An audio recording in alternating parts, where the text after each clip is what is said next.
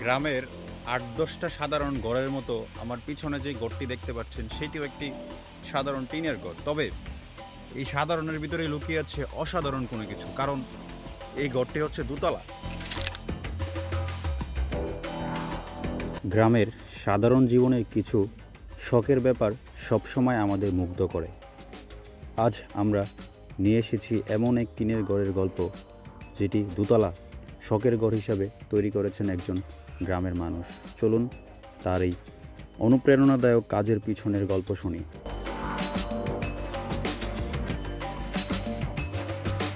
এই ঘরটি দেখে প্রথমেই মুগ্ধ হতে হয় এর ডিজাইন এবং স্থাপত্য ভাবনায়। যদিও এটি একটি টিনের ঘর, কিন্তু এর কাঠামো একেবারে আধুনিক এবং দোতলা হওয়ায় দেখতে আলাদা একটি সৌন্দর্য পেয়েছে। ঘরের ভেতরটা বেশ পরিপাটি। উপরের তলাটি ব্যবহার হচ্ছে পরিবার এবং অতিথিদের জন্য, আর নিচতলা রাখা হয়েছে দৈনন্দিন কাজের জন্য। এই হচ্ছে সেই দোতলায় ওঠার সিঁড়ি, এবং এই সিঁড়িটি দিয়েই মূলত হচ্ছে এই উপরে উঠে। এখন আমরা এই সিঁড়িটি দিয়ে উপরে ওঠার চেষ্টা করব আপনাদেরকে দেখাবো উপরে কি কি আছে। আসেন আমার সাথে। ওফ, এটা খুব ভয় লাগতেছে উঠতে। মাথায় লাগবো মাগো,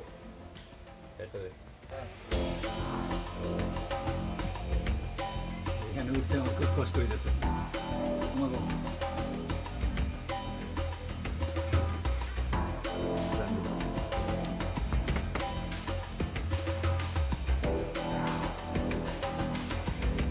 ভয় লাগে তো।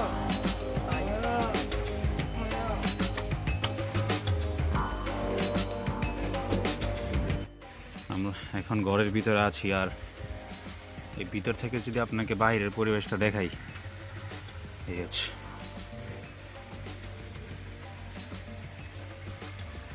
শখের কোনো সীমা নেই।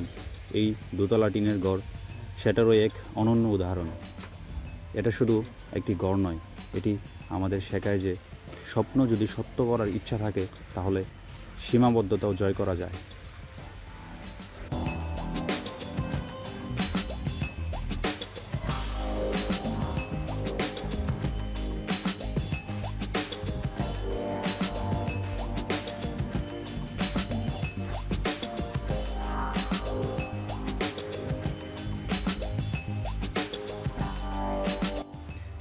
উনি যদি অসুস্থ, তারপর ওনার সাথে ওনাকে দু একটা প্রশ্ন করতেছি আমরা। সেটা হচ্ছে যে, আচ্ছা, আপনার যে এই বাড়িটা বানাইছেন, তৈরি করছেন গ্রামের ভিতরে, তাও টিন দিয়ে দোতলা ঘর বানানোর চিন্তাটা কিভাবে আসলো আপনার ভিতরে?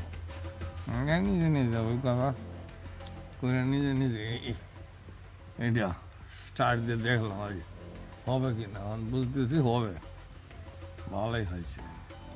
এটা যে তৈরি করেছেন, এটা কি আপনি একাই তৈরি করেছেন না আপনার সাথে আরো মানুষ ছিল? না না, একাই ফেল করলো তৈরি করেছি। আগে কখনো এরকম কোনো কিছু তৈরি না করেছেন? না, আর কিছু নাই, একাই। কোথাও দেখেছেন এরকম না, ঘর? কিনে দেখি নাই। যাক, আপনি অসুস্থ, তারপর আমাদেরকে সময় দেওয়ার জন্য আপনাকে ধন্যবাদ।